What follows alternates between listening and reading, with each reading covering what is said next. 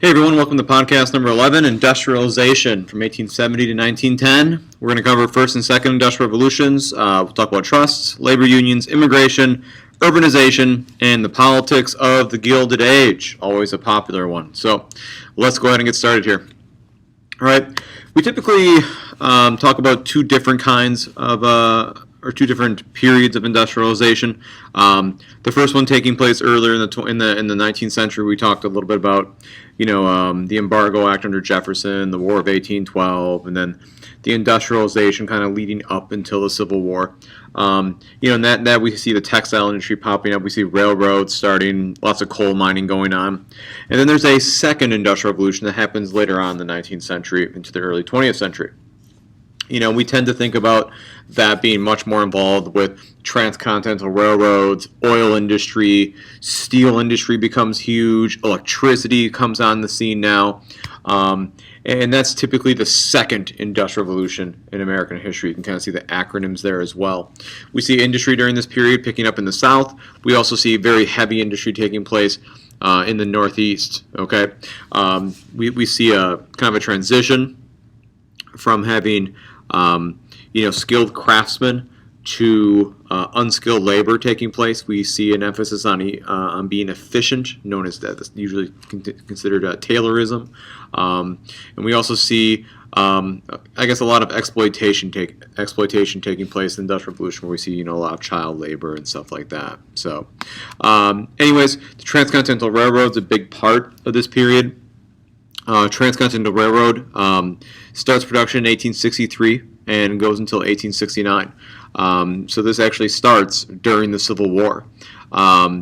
Basically, the way the government pays for it is through government subsidies. So basically, the railroad companies were given both money but also land as they built the track. And then the company could then go forth and sell the land for money and stuff like that. There was a lot of corruption that took place during this, though, with the credit mobilier and stuff. But other things to note about this, we have a lot of Chinese and Irish immigrants. The Irish immigrants are working from the east. The Chinese immigrants are working from the west. And both of these immigrant groups are instrumental in completing the Transcontinental Railroad. But once this Transcontinental Railroad is in place, the effects are going to be incredibly important. Socially, the railroad's going to unite the nation, make it much easier to travel. It's going to allow these Midwestern states to, form and enter the Union. Because railroads need to be on schedule, they set standard time zones. So we have Eastern, Central, Mountain, and stuff like that. That comes from the railroads, and it also spurs settlement of the West. In fact, the railroad companies actually went overseas and recruited immigrants to come to America so they could sell their land and make money. Economically, obviously, the railroads really become America's first big business. Like I said before, too, new markets are opened up. Before the railroads, there really would be no point in farming land like in Kansas or Nebraska or South Dakota, because what's the point of growing all that food if you can't get it anywhere? And so the railroads really made that land economically viable because you can now transport goods to the East Coast or to the West Coast, and also because you have these big farms being constructed in the West now, in the Midwest. You also see them buying more industrial goods from the East, which is going to continue to spur business in the East. We also see lumber being harvested in Wisconsin, Michigan, and Minnesota. So that creates a lot of economic development in those regions because in the Great Plains, for instance, there's very little trees, and so you need to have lumber coming in from other areas. And so basically we see the effects of the railroads on the American economy are pretty substantial. Okay, politically, we see a lot of corruption taking place with the railroad companies. The railroad companies amass a lot of power. They bribe politicians, and so there's a major effort to reform, the railroad industry throughout the late 19th century. Okay, here you can see the railroad system in 1840, and then just go 50 years into the future here, and you can kind of see just how quickly railroads expanded during this period. Okay, here's a picture of Union Pacific and Central Pacific meeting the lines, so completing the first Transcontinental Railroad. Another picture there. Okay. Here's some cool charts that kind of show you just the rate of travel in America in the early 19th century. So you can pause it if you want to stop it. I'll stop each one for like 2 seconds.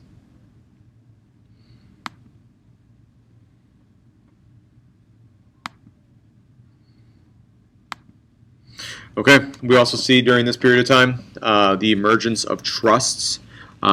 This is typically known as kind of the period of monopoly within the American economy here. Trusts are basically kind of like a sneaky way of like a small group of people controlling lots of companies and basically controlling a market. So basically what a trust is it basically is the stockholders of one company would be on boards of another company. And so, for instance, like John Rockefeller, who was infamous for controlling the oil industry, controlled 90% of the oil industry in the late 19th, early 20th centuries. He was able to basically have himself or his people in Standard Oil on the board of directors on all these other companies. And so basically he directly or indirectly controlled all these different little oil companies, and he became so massive that he used horizontal and vertical integration to amass a huge amount of wealth. Horizontal integration means that you basically buy out your competition. So if you're an oil company, you buy out other oil companies. Vertical integration is when you buy everything your company needs to do business. So for instance, Andrew Carnegie is very well known for amassing a huge steel empire. And so through vertical integration, what Andrew Carnegie would do is not only would he own the steel mills, but he'd also own the steel mines. He would own the railroads to transport the iron ore to his factory. And that way he could make sure that he made the most on his steel by not having to pay the middleman. Because railroad companies are going to want to make a profit, steel mines are going to want to make a profit, and so eventually the iron ore becomes expensive. So he's able to reduce that. So these guys typically get a bad rap. They're either a captain of industry or a robber baron. But interestingly enough, if you look at the results, here is steel production. You see here the turquoise or whatever that is in 1880, steel production in millions of tons, and then by 1914. So you can see the effects of Andrew Carnegie on steel, that the amount of steel being produced by America skyrockets. So that's incredible. And also you can see the price of oil here during Rockefeller's time. And it's actually cheaper when you adjust it for inflation. So anyways, it's a good little debate whether or not they're robber barons or captains of industry. Okay. Either way, though, there are some very profound social effects of industrialization.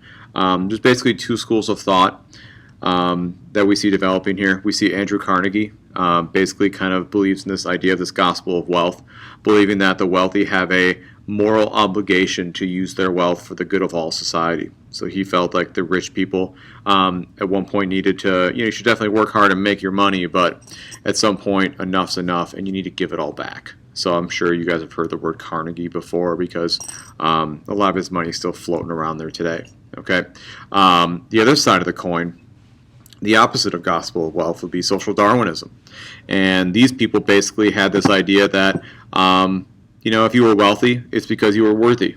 That the strong survive, the people that are able to, they make lots of money. And if you don't make lots of money, it's because you're not worth anything. So, oh well. There's a lot of contempt for the poor from these people. Very arrogance, because they believe that if you wanted to go and get rich in America, you could. And if you didn't, it was because you just didn't try hard enough.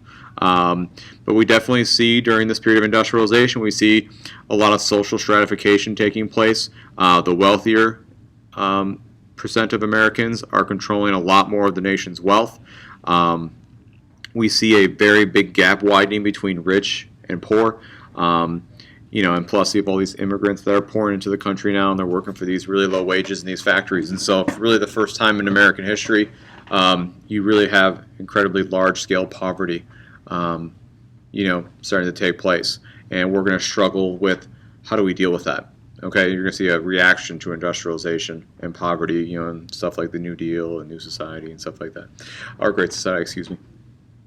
So anyways, moving on, I think much is said about how rough was for the workers back then, and it most definitely was. The child labor, the working conditions were horrible. Temperatures were hot. Lots of injuries, a lot of injuries, long hours. There were very little protections for workers back then. So I mean, obviously, it was not pleasant. But then again, life wasn't pleasant overall back then either. So, but definitely the standard of living was appalling back then for these workers. Okay, and kind of as a result of that, kind of a reaction to this laissez-faire economics, this kind of social Darwinist attitude towards the strong survive, we see the growth of labor unions pop up to try to, combat that attitude. Okay, so there's basically 3 big unions that develop in the late 19th, early 20th centuries. You have the Knights of Labor in the 1870s. These guys are looking for 8-hour work days. They're looking for cooperatives, which are employee-owned companies. For the most part, they're ineffective. They kind of go away. We then see the AFL starting. That's the American Federation of Labor. They're basically a union of skilled workers. They're led by the very famous Samuel Gompers. Got to remember that dude. They push for higher wages, shorter hours. They use strikes to get what they want, and they're mildly successful. You also see the Industrial Workers of the World, the IWW. These guys are very different than the previous one, the AFL. Here you see skilled and unskilled workers, and these guys use lots and lots of strikes. But they're also socialists, which is going to make them incredibly unpopular amongst many Americans. Okay, so as a result of all these unions popping up, and as a result of exploitation, I should say, you see lots of strikes taking place from 1870 to 1900. So you see workers reacting to the exploitation of some of these factories during industrialization. A lot of the strikes get violent. The Haymaker riot in Chicago in 1886 is violent, and I think 7 people die and scores more are injured.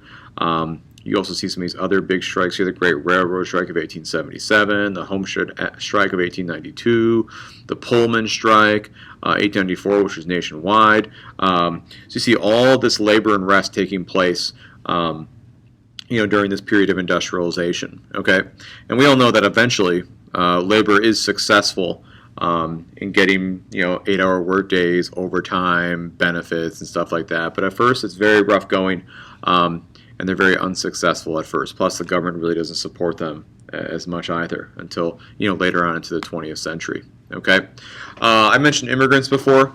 We see a massive push of immigrants from 1870 to 1920. There's basically 2 kinds of immigrants you got to know from this period. You got old immigrants who are from Western Europe, and you have new immigrants from Eastern Europe. Now, the new immigrants are much more, are very different, I should say, than the old immigrants. They're usually, for the most part, poorer than the old immigrants, and there's also a better chance that there's a language barrier. Okay, so many of these Eastern Europeans that are coming are very different than the Western Europeans that came.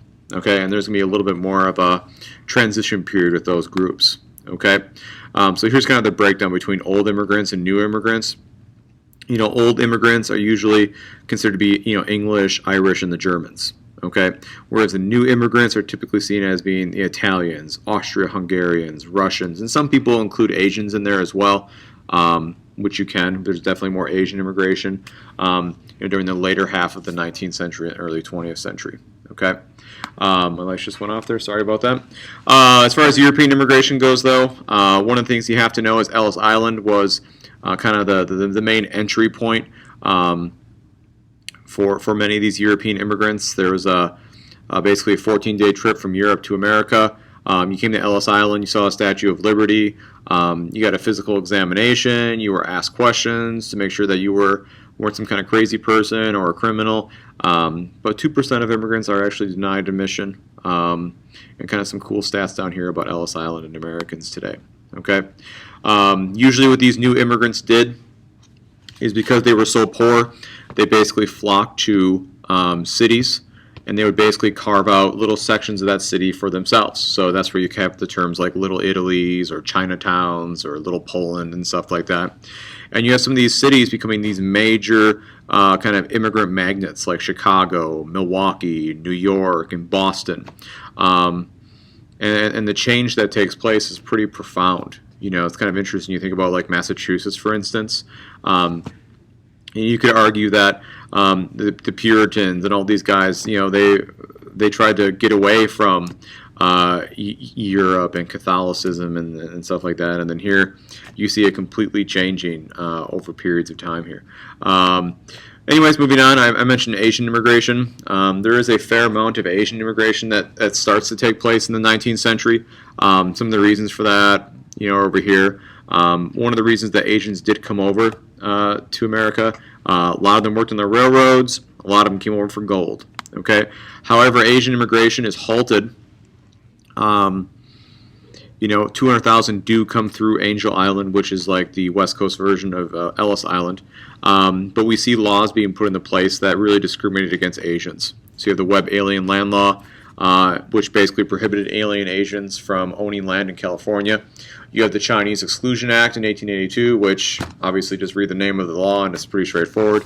You also have the Gentleman's Agreement, which puts limits on Japanese immigration. And so basically the Americans, put a clamp on Asian immigration, which is maybe one of the reasons why there's not as many Asians in America today as there probably could have been. There is a strong nativist attitude that pops up during this period. A lot of Americans are they're very much resistant to having all these new different people flowing in there, and so nativism was the socially acceptable form, or basically socially acceptable discrimination against these non-natives. Okay, but as factories begin to be, as industrialization continues to take place, and immigration continues, American cities grow and grow and grow in this process known as urbanization. And so we see cities in America transforming, becoming these large, huge urban and population centers that they previously weren't. We see advances in transportation and advances in steel production just change what cities used to look like. Okay, advances in transportation allow people to move out to the suburbs, so we see urban sprawl taking place. We see middle class and wealthier Americans leaving the cities and going out to these suburbs because they can use elevated trains or subways or trolleys to get back into those cities and eventually cars. We see industrial workers having to stay in the cities because they're too poor to move out into the suburbs, and we see slums getting created. These slums where you have these tenement apartments that are just nasty. There's hardly any plumbing. These slums have lots of levels of crime and obviously poverty, and it's just not very nice. Okay, so anyways, you definitely see a change taking place in America with urbanization. Okay, we also see a lot of corruption taking place during this period of industrialization. This period is usually referred to as the Gilded Age, which implies that while there is a lot of wealth being created, that there are a lot of problems in America. So it basically implies that there's like this shine of gold, but underneath that, really thin layer of gold, you have, these massive social problems within America at this time. And so when you look at like the politics of the Gilded Age, you're going to notice things like there's very weak presidents. I mean, seriously, think about it. Like after Lincoln till Roosevelt, like who's there? You have all these nobodies that no one really knows much about. You got people like Chester Arthur and Ruther B. Hayes, and it's hard to even think of anyone. So none of these presidents are very powerful. None of them are really that effective. And so we see lots of high participation rates. There's a lot of people are voting. 75% of the American people do vote in these elections, but we don't really see any real political debate going on. The parties are kind of similar. We see a lot of the politicians at this time are bribed by big businesses.